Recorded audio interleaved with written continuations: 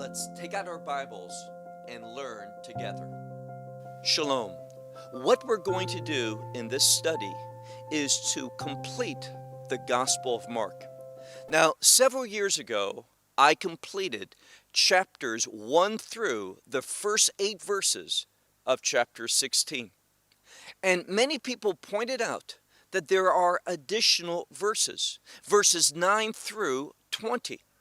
Many scholars believe that these verses were added later on, perhaps by the church fathers. And when we look at these verses, we see that they're a summary, but the important thing that we need to focus on is this. When we look at Mark's Gospel in chapter 16, we see that this chapter is dedicated to the resurrection, a very important event. In fact, from the position of faith, it is the most important event of all human history. We need to remember what the Apostle Paul said in 1 Corinthians chapter 15, which was this: if Messiah be not risen from the dead, then our faith is in vain. Well, Messiah did rise from the dead. In fact, more specifically, the scripture tells us in many places that it was God the Father who raised him from the dead. And the fact that God raised his Son from the dead speaks to us an important truth. The resurrection speaks to the fact that God the Father received Messiah's offering. What type of offering? We know something. We know that he died on Passover. Passover is the festival of redemption.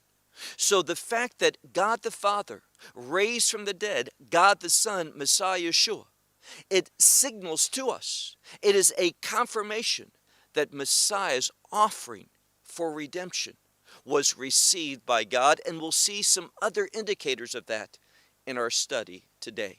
So with that said, take out your Bible and look with me to the Gospel of Mark, chapter 16.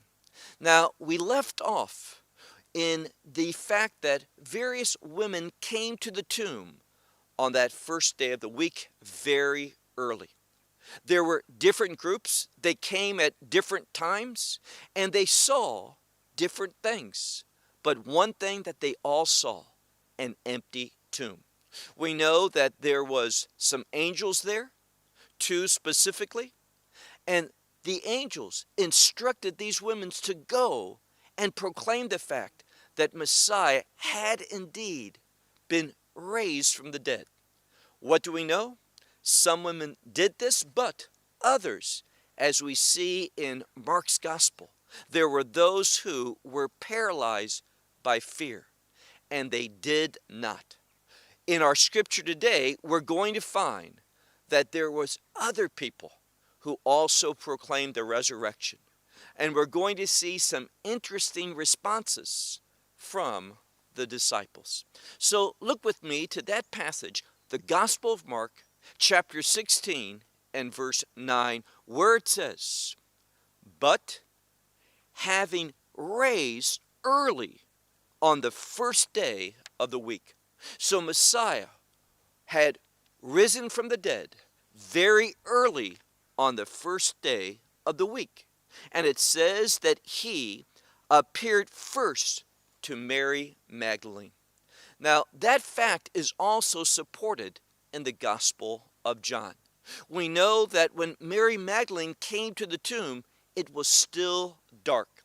Now, the first day of the week begins, from many people's vantage point, we would say Saturday night, because with darkness at the end of the day begins on the biblical calendar the new day. So when Saturday, what we would call Shabbat, when the sun set and it became dark, Shabbat was over. It was the first day of the week, and we know something.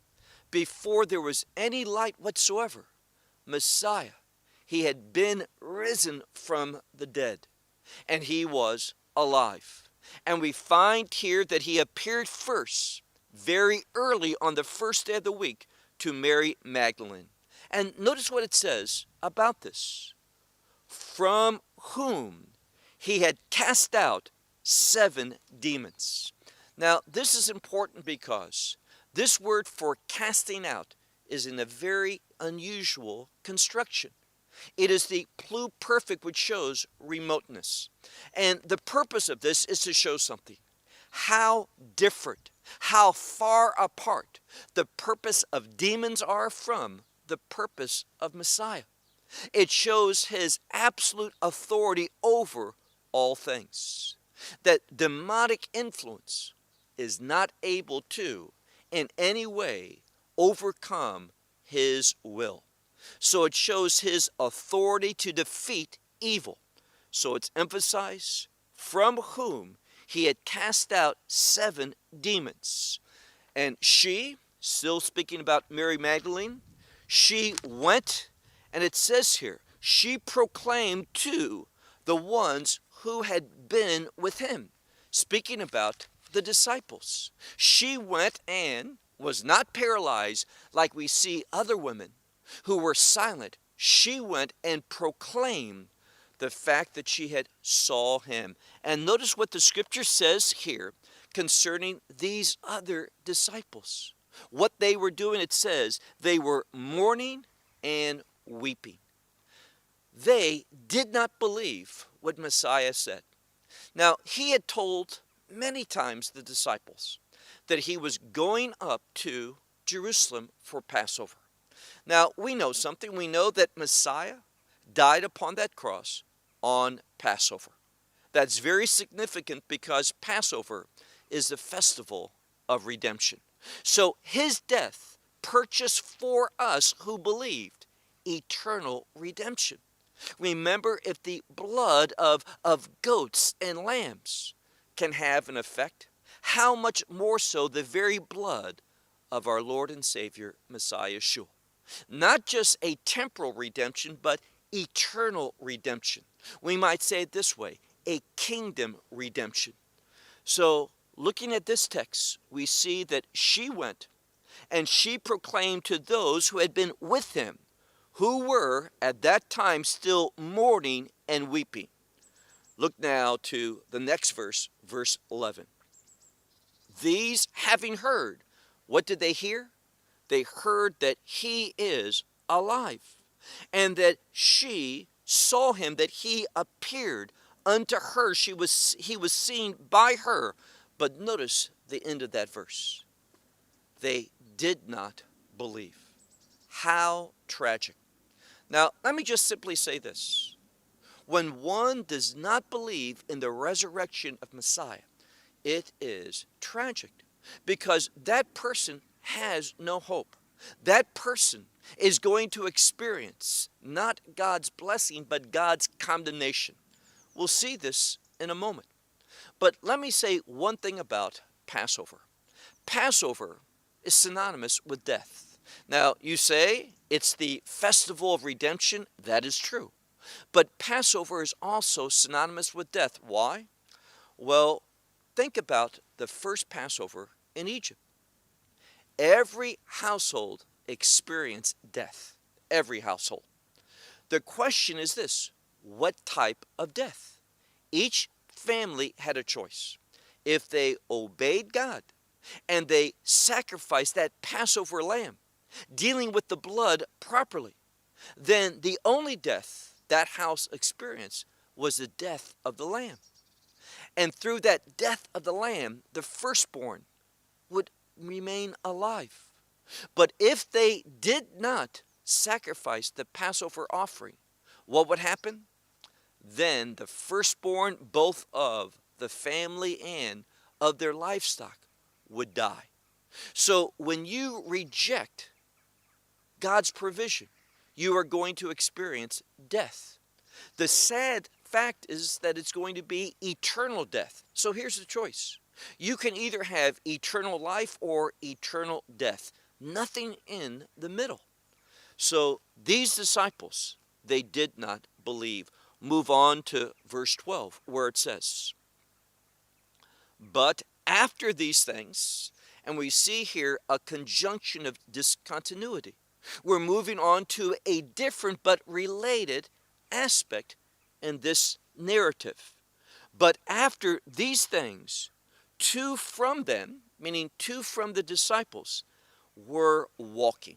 Now, this is in the presence. They were walking at that time. And what happened? It says here that he appeared in a different form as they were going into, and many Bibles will say, into the country. It simply means into a countryside, into a different location. So he appeared to them in a different form. Look now to verse 13. And these went away and proclaimed to the rest, meaning the other disciples. But again, look at the end of verse 13. What was their response? But these they did not believe. So these remaining disciples, these other disciples, they too did not believe that he had been raised from the dead. And again, what we see here in Mark's gospel is how frequent it is that people do not accept the testimony that he came to conquer death, to overcome sin, and to give us life. But again, the only way to receive that is by faith. Faith, not just that he died upon the cross and died for your sin and mine, but also that he was raised from the dead. What do we see in Paul's writing in the book of Romans in chapter 10? A very important biblical truth, where it says that you need to confess him, believing in your heart, confessing with your mouth. Not only that he died for your sins and mine, for the sins of humanity, but also on the third day that he had been raised from the dead. That's what we need to believe. And these did not. Now look at verse 14. Here it says, and afterwards, meaning a later time, these were reclining. Now that means that they were enjoying a meal. And it says here, to the 11, these 11 primary disciples, once more, he appeared.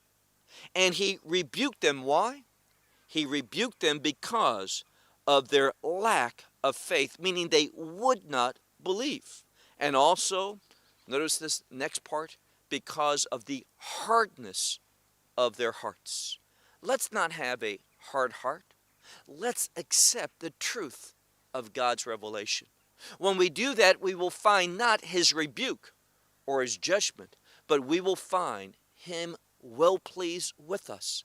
Having faith always brings about God's pleasure and God's workmanship in our life. But these he rebuked because of their unbelief and the hardness of their hearts, because those saw him, and they saw him how? Having been raised. Very important in the passive. There were those who saw him, recognized him, understood what had happened, that he had been raised from the dead. But once more, what was the problem? They told the truth, but there were those who did not believe. Verse 15. And he said unto them, now these would be the ones who did believe, those who are going to act in faith. He gives a commandment. Now we know in the Gospels there's what's known as that Great Commission. And this is what we see now in Mark's Gospel, beginning in verse 15 when he says here, go into the world. And then we have the next word, all. Now, there's different understandings of how to perceive the meaning of this word all. Is it all places? Perhaps. Is it to proclaim throughout the world all the things that he did? So it simply says here, if we read it carefully, go, and it can mean after going, understanding that we would want to obey him after going into the world, all, perhaps all this truth, you are to proclaim the gospel to all creation. Meaning this, the gospel is to set creation in order. It is the only message, the only revelation from God for creation to bring about a change. What type of change? A change of restoration. Now, that word gospel means good news, but not just any good news. Specifically, good news about the resurrection. Good news about eternal redemption. And of course, there's a relationship between those two things. It's only because of the resurrection. This is what's being emphasized here. Only because of Messiah's resurrection that there can be redemption. And redemption is God's only solution to put things back in His order, that His will can be experienced. Now look at verse 16.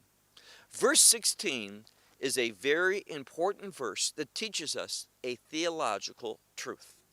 Now, it speaks about something which is normative. What's normative? It says here, look at verse 16. The one who has believed and has been baptized will be saved. That's normal. One believes the gospel and then they testify to the gospel. And it says here, such a person will be saved. But notice how this verse concludes. It says, but the one who does not believe, even if he should be baptized, if one does not believe, he shall be condemned. What do we know about this? Because of how this verse is written, it tells us that baptism is not necessary for salvation. Should one who believes be baptized? Absolutely. That is the normative thing to do. This is the order. You believe and are baptized. But it's only those who do not believe that they will experience a very important word. They will experience condemnation. And that condemnation relates to the wrath of God. Verse 17. But these signs to the ones believing, they will accompany, literally, they will follow after. So to those who are believing, there's going to be signs that follow after them. And what is that? It says, in the name of mine, in my name, demons they will cast out. And new tongues they shall speak, meaning new languages. And these new languages, this word new, is very important in the scripture. This word new relates to the kingdom of God. So they are going to speak. How? According to the kingdom. Now, we can talk about, and we have in other studies, the significance of these tongues and how they relate to the working of the Holy Spirit. How they confirm oftentimes biblically the indwelling of the Holy Spirit within someone. But here it says, in my name, demons they will cast out, and new tongues they shall speak. Verse 18. And serpents they will take up. And here, this taking up shows to take up for the purpose of defeat, for destruction, and any deadly thing that they should drink. No, that's literally what it says. It shall not harm them. So there's a double negative, which in Greek does not negate it, as it does in some languages, but in Greek, a double negative emphasizes the reality. So here it says, if they should drink any deadly thing, no, meaning it will not harm these individuals. And then it says, upon the sick, what will they do? Hands they will set. So they will lay hands upon the sick, and speaking about those who are sick, they will have, and this next word is related to the Greek word for good.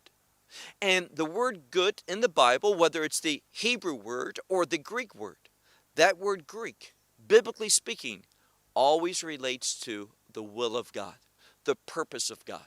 So God wants to bring about healing for a purpose, in order that one can walk according to His will.